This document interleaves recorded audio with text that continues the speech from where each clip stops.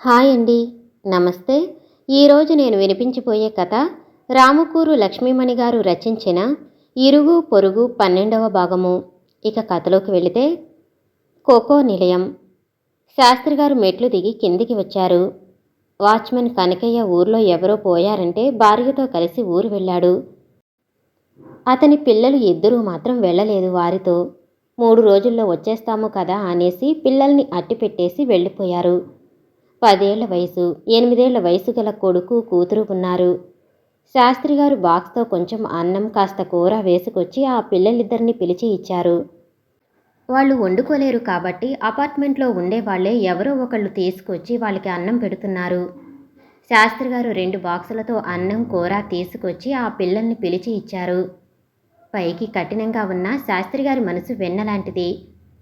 ఆ పిల్లల్ని చూడంగానే కరిగిపోయారు. పాపం, ఆ రోజుకి ఎవరు అన్నం పెడతారా అని ఎదురు చూస్తున్నారు. పిచ్చి సన్నాసులు. అమ్మా నాన్న దూరంగా ఉంటే మీకేమీ భయం లేదు, మేమున్నామంటూ అందరూ ఆ పిల్లల్ని చూసుకుంటున్నారు. చిన్నపిల్లలు అంటే జాలిపడిన వాళ్ళు ఎవరు ఉండరు. వాళ్ళ అజమాయిషీ అంతా కనకయ్య మీద చూపిస్తారు. సరే, ఎలాగో కిందికి దిగాను కదా అని వాకింగ్ కూడా కాసేపు చెయ్యొచ్చని బయట రోడ్డు మీద వాకింగ్ చేయటం మొదలుపెట్టారు శాస్త్రిగారు. ఆ టైంకి పక్కనే ఉన్న సానుభూతి సదన్ నుంచి ప్రసాద్ గారు కూడా గేటులోంచి బయటకు వస్తున్నారు. వాళ్ళిద్దరూ అంతకుముందు కలుసుకున్నారు కానీ దూరం నుంచి ఒకరినొకరు చూసుకుని చేతులు ఊపుకున్నారు. అంతేగాని మాట్లాడుకోలేదు.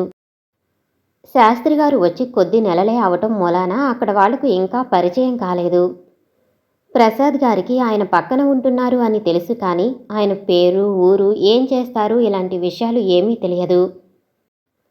ఆ రోజు ఇద్దరూ ఒకేసారి బయటకు వచ్చి ఎదురుపడటంతో చిరునవ్వుతో పలకరించుకున్నారు. మొదట ప్రసాద్ గారు శాస్త్రిగారికి నమస్కరించారు. శాస్త్రిగారు కూడా ప్రతి నమస్కారం చేస్తూ, అలా నడుస్తూ అటు పార్కు వైపు వెళదాము, అక్కడ కాసేపు కూర్చుని మాట్లాడుకుందాం రండి, మీకు ఏమీ అర్జెంట్ పని లేదు కదా అడిగారు శాస్త్రిగారు. అబ్బే లేదండి, నేను కూడా కాసేపు వాకింగ్ చేద్దామని బయలుదేరా, రండి ఇద్దరం కలిసి నడుస్తూ మాట్లాడుకుందాం అంటూ ప్రసాద్ గారు నడవటం మొదలుపెట్టారు. శాస్త్రిగారు ప్రసాద్ గారు ఇద్దరూ నెమ్మదిగా నడుచుకుంటూ పార్కులోకి వెళ్ళి ఒక బెంచ్ చూసుకుని కూర్చున్నారు.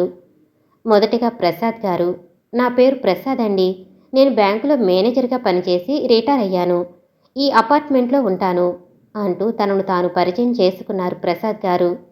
నా పేరు సదాశివ శాస్త్రి, హరికథలు చెప్పేవాణ్ణి మా ఊళ్ళో.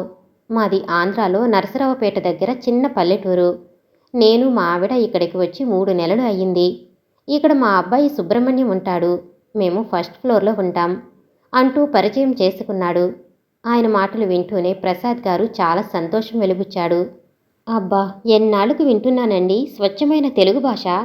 హరికథలు చెప్పేవాళ్ళని నేను ఇంతవరకు చూడలేదు, వినలేదు కూడా. ఎందుకంటే సిటీలోనే పుట్టి పెరగటం మూలాన మాకు బుర్ర కథలు, హరికథలు వినే భాగ్యం లేదు. మీరు హరికథలు చెప్తారంటే చాలా సంతోషంగా ఉంది వినటానికి. ఏదోలేండి ప్రసాద్ గారు, ఈ కాలంలో హరికథలు ఎవరూ వినటం లేదు. మా ఊళ్ళలో కూడా ఇదివరకు పండుగలంటే పబ్బాలంటే హరికథలు ఏర్పాటు చేసేవాళ్ళు. అప్పట్లో వినేవాళ్ళు ఉండేవాళ్ళు. ఇప్పుడు హరికథలా, అబ్బా బోర్ అనేస్తున్నారు. ఈ కాలం పిల్లలకి ఆ హరికథలు, బుర్రకథలు అర్థం చేసుకునే తెలుగు భాష ఎక్కడ నేర్చుకుంటున్నారండి?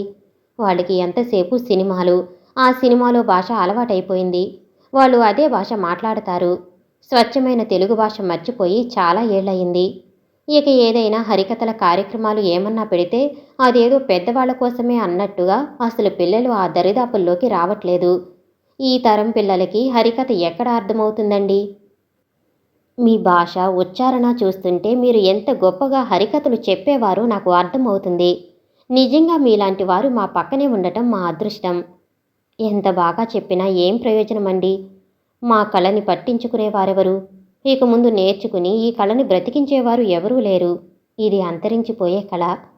అలా నిరుత్సాహపడకండి శాస్త్రిగారు, మీరు ఇంకా ఓపికగా ఉన్నారు, చెప్పగలరు. అయితే ఇప్పటి తరానికి తగినట్లుగా ఉండేటట్లు చెప్తే పిల్లలకి నచ్చితే వాళ్ళు అట్రాక్ట్ అయిపోతారు. పిల్లల్ని కూడా ఆకర్షించేటట్టుగా చెప్పటం ఎలాగో నాకు అర్థం కావట్లేదు అండి. అందుకే ఊరు నుంచి వచ్చేయటం జరిగింది. అక్కడ హరికథలు వినటం మానేశారు. ఏదైనా పండగలు, ఉత్సవాలు ఉంటే వాళ్ళు సినిమా పాటలు, డ్యాన్సులు, సినిమా పాటల ప్రోగ్రాములు ఇలాంటివి మాత్రమే కావాలంటున్నారు. కానీ శాస్త్రి గారు, నేను ఒక మాట చెప్తాను. మీరు ఏమీ అనుకోవద్దు. మీరు చెప్పే హరికథల్లో చిన్న చిన్న పిట్ట కథలు పిల్లలకి అర్థమయ్యేటట్టుగా, యువతరం వినేటట్లుగా కనుక చెప్పగలిగితే వాళ్ళు మీ హరికథలు వింటారు. మీరు చెప్పే భారతం, రామాయణంలో ఎక్కువ పద్యాలు లాంటివి లేకుండా చూసుకుని కథారూపంలో కనుక భారతాన్ని, రామాయణాన్ని చెప్పగలిగితే చాలా బాగా ఉంటుంది. నిజమేనండి ప్రసాద్ గారు మీరు చెప్పింది. నేను ఆ దిశలో ఎప్పుడూ ఆలోచించలేదు. నా ధోరణిలో నేను పాత పద్ధతిలోనే చెప్పుకుంటూ వస్తున్నాను. అందుకే జనాలందరికీ మొహం మొత్తేసిందనుకుంటా. నా హరికథ కార్యక్రమాల్ని అసలు ఎవరూ అరేంజ్ చేయట్లేదు. నేను కూడా అందుకే ఇక్కడికి వచ్చేయటం జరిగింది, మా అబ్బాయి దగ్గరికి. ఇదేమో చూస్తే సిటీ. మీకు ఇక్కడ జనాలకి అలాంటి ఆలోచన ఉండదు. కాదండి శాస్త్రి గారు, మీరు తప్పుగా ఆలోచిస్తున్నారు. ఇక్కడ చాలా దేవాలయాలు, సాంస్కృతిక కార్యక్రమాలు ఏర్పాటు చేసే సంస్థలు చాలా ఉన్నాయి. కాబట్టి మీ కళని మీరు మర్చిపోవద్దు, కొనసాగించండి. అయితే నేను చెప్పినట్టు కొన్ని పిట్టకథలు తయారు చేసుకోండి, పద్యాలు తగ్గించేయండి. మీ హరికథ ప్రోగ్రామ్ని అరేంజ్ చేసే బాధ్యత నాది. చాలా మంచి మాట చెప్పారు ప్రసాద్ గారు. నాకెందుకో మళ్ళీ ఉత్సాహం వచ్చేస్తుంది. మీ మాటలు విన్న నాలో మళ్ళీ కొత్త ఆశలు పుట్టుకొస్తున్నాయి.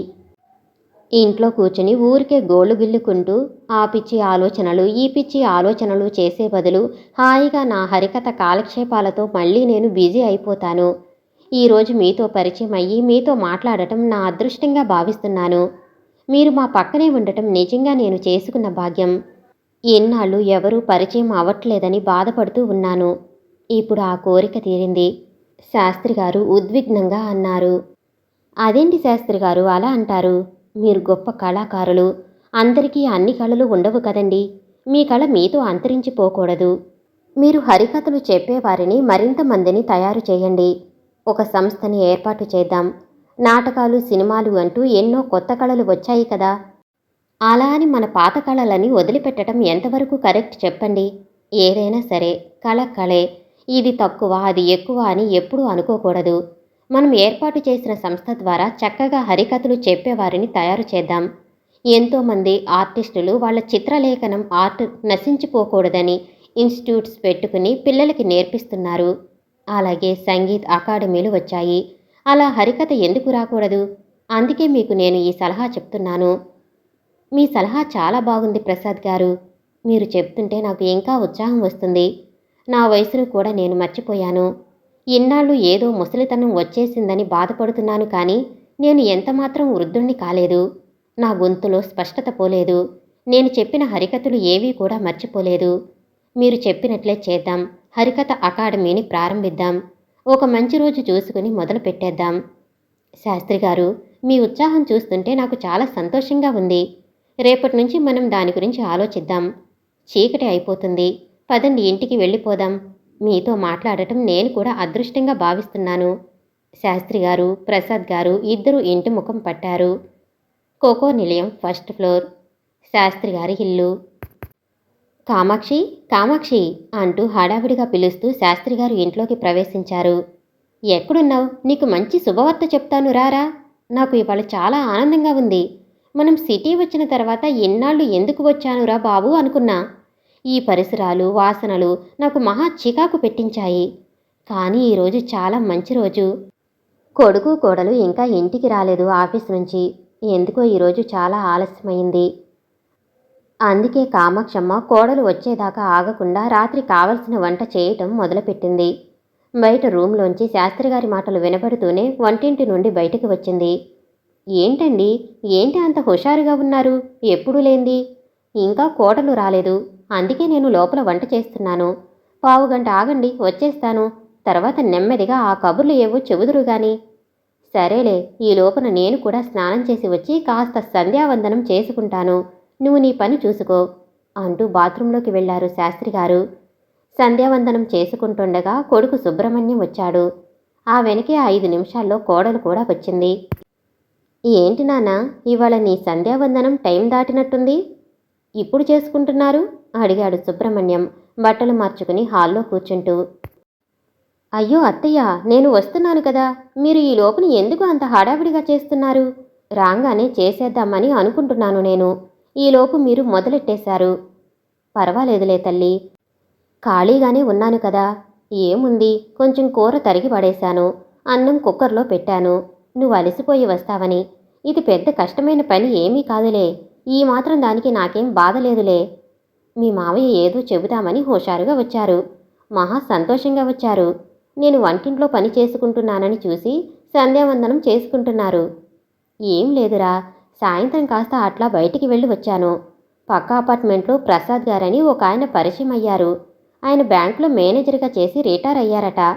నేను ఫలానా అని చెప్పిన తర్వాత ఆయన నన్ను చాలా ఉత్సాహపరిచారు. హరికథలు చెప్పటం మానొద్దని, తాను ఎన్నో ప్రోగ్రాములు అరేంజ్ చేస్తానని అంటూ చెప్పారు. అంతేకాదు, హరికథ అకాడమీ ఒకటి మొదలుపెట్టి మన కళని అంతరించిపోకుండా చేయాలని కూడా చెప్పారు. శాస్త్రిగారు కొడుకు అడిగిన ప్రశ్నకి సమాధానం చెప్పారు. లోపలికి వెళ్ళి పంచపాత్ర ఉద్దరిని పెట్టి వస్తూ, ఓ నాన్న, చాలా మంచి ఐడియా. ఆయన ఇచ్చిన సలహా గురించి నువ్వు బాగా ఆలోచించు. అది చాలా మంచి విషయం. నీకు కావాలంటే నేను ఆర్థికంగా సహాయం చేస్తాను. ముందుకెళ్ళిపో నాన్న, తప్పకుండా. ఈ తరం వాళ్ళకి నీలాంటి గురువులు చాలా అవసరం. ఆ ఇంట్రెస్ట్ ఉన్నవాళ్ళు తప్పకుండా నీ దగ్గర నేర్చుకుంటే ఆ కళ అంతరించిపోకుండా ఉంటుంది. ఆయన చాలా మంచి సలహా చెప్పాడు నీకు. ఓ, నువ్వు కూడా అదే అంటున్నావా? సరే, అలాగే. నాకు కూడా బాగా కాలక్షేపం అవుతుంది. ఇక్కడికి వచ్చిన దగ్గర నుంచి ఎవరి పరిచయాలు లేక అలా ఇంట్లోనే కూర్చోవటం జరిగింది. ఇప్పుడు బయటికెళ్ళి కాస్త నలుగురిని పరిచయం చేసుకుంటాను. నాటక అకాడమీ వాళ్ళు ఎవరైనా ఉంటే కూడా వాళ్ళ ద్వారా కూడా ఏమన్నా ప్రోగ్రాములు అరేంజ్ చేసుకోవచ్చు. కామాక్షి కూడా ఆయన చెప్పిన దానికి సరే అంది. ఆ రోజు రాత్రి పడుకోబోయే ముందు శాస్త్రిగారు ప్రార్థన పద్యాలు పాడుకున్నారు. ఇదివరకు హరికథలు చెప్పేటప్పుడు తాను పాడిన ప్రార్థనా పద్యాలు అన్నీ ఒక్కసారి మననం చేసుకున్నారు. భారత రామాయణ పుస్తకాలు తీసి టేబుల్ మీద పెట్టుకున్నారు.